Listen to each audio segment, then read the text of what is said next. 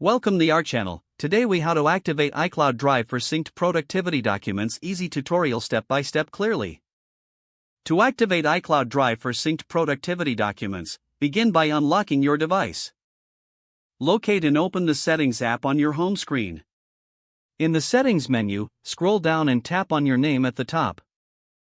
Select iCloud from the list of options that appears. Once you're in the iCloud settings, find iCloud Drive.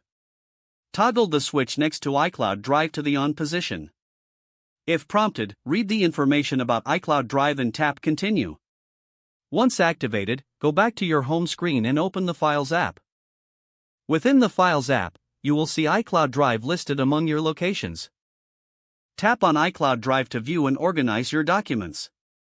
To add a new document, tap the Create Document button or drag and drop files into the iCloud Drive folder. Make sure to save your documents in the iCloud Drive folder to ensure they sync across your devices. You can access your iCloud Drive from any Apple device signed into your iCloud account. For additional convenience, download the iCloud app for Windows if you use a PC. This will allow you to manage your iCloud Drive directly from your computer.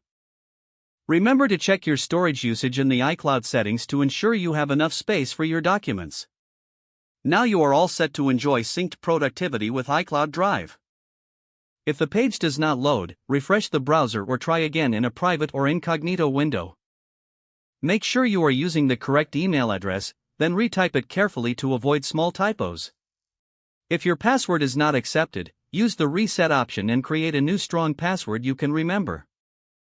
Check your spam folder for verification or security emails, then complete any requested confirmation steps. Enable two-factor authentication if available to improve account security and reduce unauthorized access risk.